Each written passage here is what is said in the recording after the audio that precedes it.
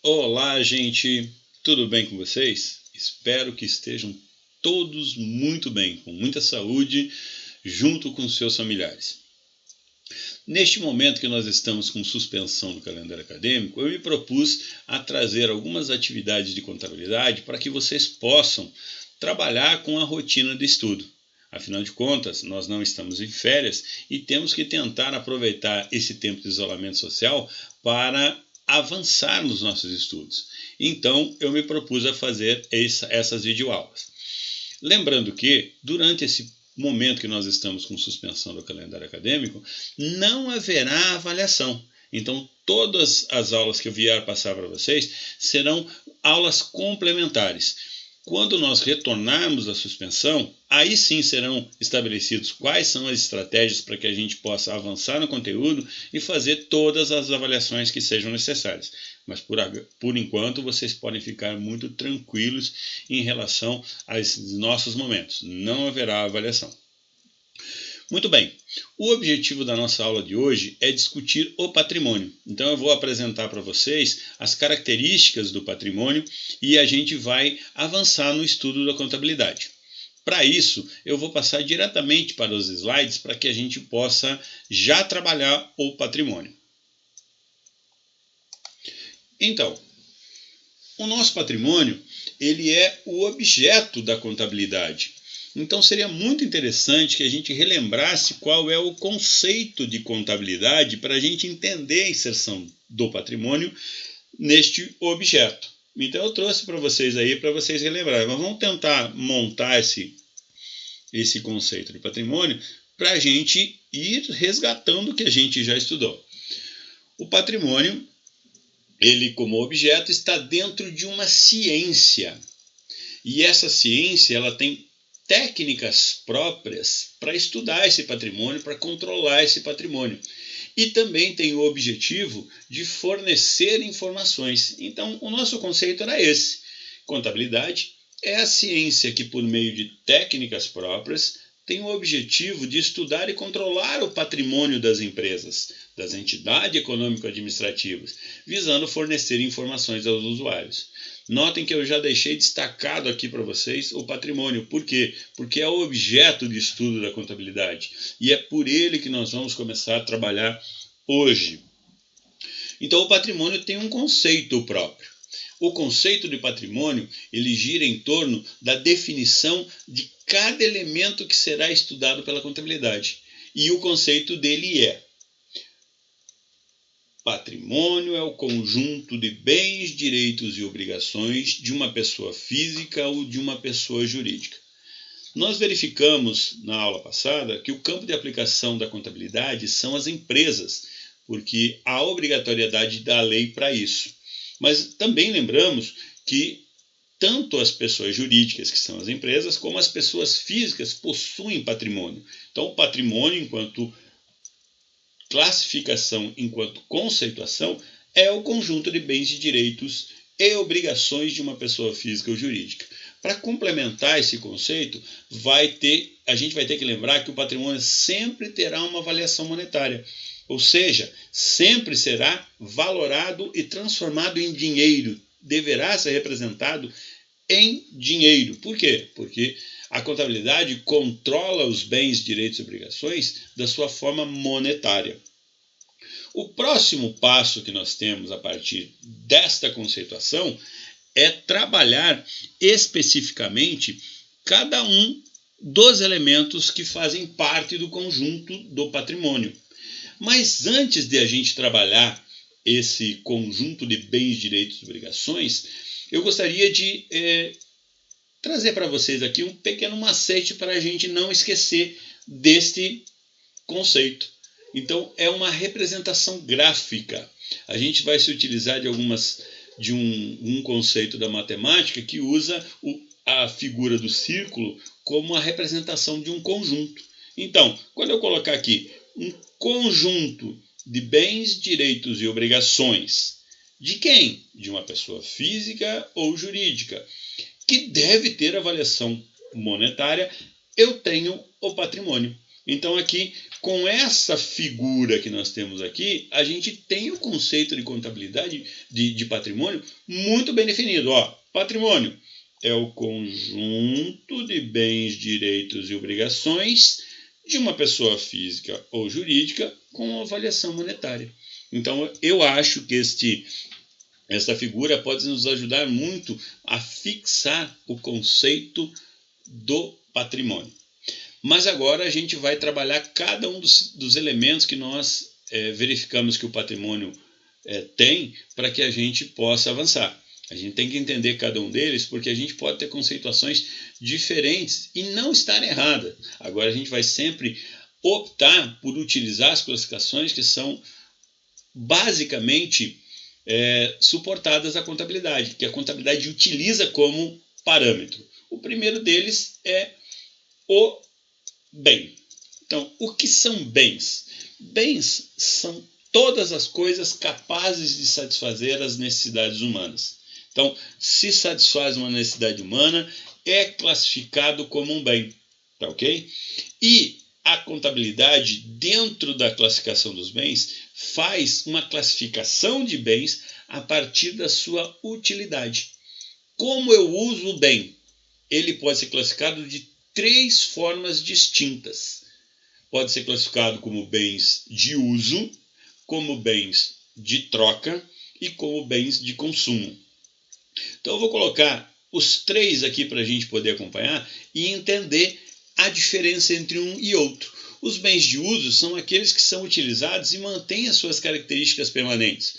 Um carro, o celular, uma mesa, o computador, a casa que a gente utiliza, que a gente tem. E já os bens de consumo são utilizados e à medida que nós utilizamos eles vão desaparecendo com a sua utilização. Então a gente pode entender aí um exemplo bem claro. Vamos pegar uma impressora. Você comprou a impressora, você está usando a impressora. A impressora em si é um bem de uso, porque você vai utilizar, ela vai continuar ali até que ela venha estragar, mas manter as características permanentes do bem enquanto você estava utilizando. Já o toner ou a tinta que você utiliza na impressora, eles vão desaparecendo à medida que você vai usando. Então, essa é a caracterização do bem de uso ou de consumo. Você vai trabalhar no escritório de contabilidade. Lá você vai chegar, você vai ter um computador, você vai ter uma mesa, uma cadeira. Esses são bens de uso. E lá você também vai ter a tinta da impressora, você vai ter uma caneta com sua tinta de caneta, você vai utilizar papel para fazer a impressão. Todos esses bens que são comuns ao cotidiano do escritório são chamados de bens de consumo. Já os bens de troca, a gente tem que lembrar que a relação que nós estamos fazendo aqui é do campo da aplicação da contabilidade no patrimônio, né? Então, patrimônio, campo de aplicação. Os bens de troca são aqueles utilizados pelas empresas para efetuar as suas trocas. O mais característico dele, que também serve para nós, é o dinheiro. Dinheiro é um bem de troca. Mas as empresas ainda têm as mercadorias ou os seus produtos. Aquilo que ela produziu e vai trocar por mais dinheiro, vai trocar por outras coisas, é chamado de bem de troca. Para além dessa classificação quanto à forma de usar o bem, então, quanto à sua utilidade, a contabilidade ainda tem uma classificação chamada de classificação contábil dos bens. Na classificação contábil, eles são divididos em 2 grandes grupos: os bens materiais e os bens imateriais. Os bens materiais são aqueles que possuem corpo, matéria, a gente pode pegar, também são chamados de bens corpóreos ou tangíveis. E os bens imateriais são aqueles que não possuem corpo e nem matéria, são chamados de incorpóreos ou intangíveis. A caracterização mais próxima para a gente poder entender dos bens imateriais são as marcas. A gente não consegue verificar uma marca, a gente não consegue palpar uma marca. A marca é um dos bens mais importantes da empresa, então eles são classificados em bens imateriais, enquanto que todos os outros, a mesa, a cadeira, o carro, o imóvel, todos são chamados de bens materiais. E os bens materiais, por sua vez, ainda tem mais duas classificações. Eles são subdivididos em bens móveis, são aqueles que podem ser modificados de lugar por força própria ou de terceiros, sem que se altere a estrutura básica. Então, um carro, uma mesa, são bens classificados como bens móveis. E também temos os bens imóveis, que são aqueles que não podem ser mudados de local, né? Terrenos, os prédios, né? Edifícios, imóveis dessa natureza. Então, por isso são chamados de bens imóveis.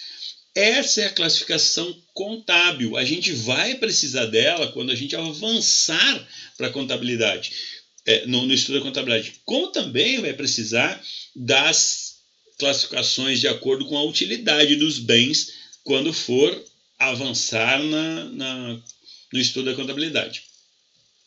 Acabou a conceituação dos bens. Agora a gente vai passar para a conceituação dos direitos. Os direitos, aqui a gente tem que tomar muito cuidado, porque os direitos eles podem ser classificados no aspecto jurídico e no aspecto contábil. O nosso objetivo aqui é classificar no aspecto contábil. Então, o conceito são todos os valores que se tem a receber de terceiros. Eles são provenientes de qualquer transação comercial que a gente tenha realizado a prazo, que ainda não foi recebido. Então, as empresas vendem a prazo, não receberam ainda, então as empresas têm direitos a receber. Vejam que ela tem um pouquinho de diferença, esse conceito tem um pouquinho de diferença em relação àquele conceito que você já está mais comumente ligado, que é o conceito da área do direito. Isso vocês vão ver lá nas disciplinas que o direito trabalha. Aqui tem uma característica desses direitos na contabilidade que, como regra geral, sempre que eu classificar um direito, eu vou utilizar a expressão a receber. Exemplo, empréstimos. Se é meu direito, empréstimos a receber. Se eu vendi alguma coisa, eu tenho duplicatas, então eu tenho duplicatas a receber. E para essa regrinha geral de utilizar a expressão receber, eu vou deixar de fora os clientes. Quem são os clientes? São as pessoas para quem eu vendi mercadorias ou produtos que eu produzi, mercadorias que eu estou vendendo, eu simplesmente chamo eles de clientes. Cada vez que eu vendo a prazo para essas pessoas, minhas mercadorias ou meus produtos, eu só chamo de clientes. Então, quando vocês lá na frente estiverem fazendo o estudo da contabilidade já com seus valores diretamente conceituados, vocês vão utilizar, vai aparecer lá clientes tanto, vocês já sabem que esses valores, o que está dentro do cliente, são todos os valores que vocês venderam a prazo e ainda não receberam, tá ok? Vamos para frente. O próximo conceito que nós temos são ligados às obrigações. Então, o que é uma obrigação? Também a gente tem que tomar cuidado para não confundir isso com o conceito de direito. Aqui nas obrigações é parecido com a lógica dos direitos. As obrigações são todos os valores que se tem a pagar a terceiros. São provenientes de transações comerciais realizadas a prazo, nas quais ainda não foram realizados os pagamentos. Então, toda vez que eu compro a prazo, que eu recebo algum serviço que eu não paguei, eu tenho uma obrigação de pagar. Então, por isso são chamados obrigações. Também tem uma regra geral. A regra geral é que sempre na classificação das obrigações eu devo colocar a expressão a pagar.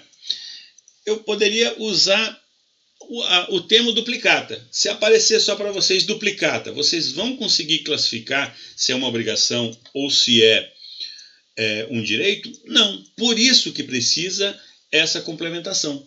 Então, se aparecer duplicata a receber, é um direito. Se aparecer duplicata a pagar, é uma obrigação. Tá ok? E essa regra também não vai se aplicar diretamente a toda vez que eu fizer uma compra a prazo de mercadorias que eu vou revender ou de matéria-prima que eu vou utilizar na minha indústria. Quando eu fizer compra de mercadorias ou de matéria-prima, eu vou classificar como fornecedores. Então, essa é a lógica da conceituação dos elementos que estão diretamente vinculados ao conceito de patrimônio. São 3 elementos que estão vinculados ao conceito de patrimônio, e esses 3 elementos são bens, direitos e obrigações. Tá ok? Muito bem, gente.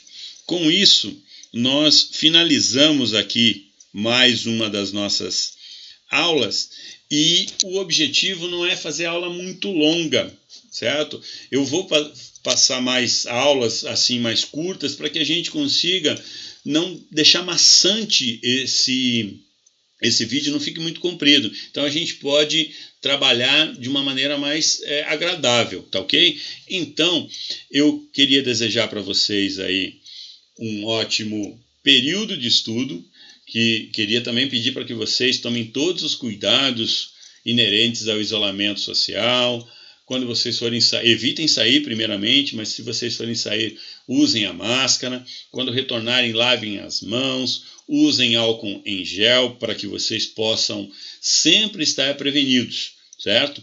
E qualquer coisa que precisarem, vocês devem entrar em contato com a coordenação, né, para que a coordenação possa ajudá-los. Espero que essa aula tenha sido muito proveitosa para vocês e em breve teremos mais aulas de contabilidade. Um grande abraço e até a próxima!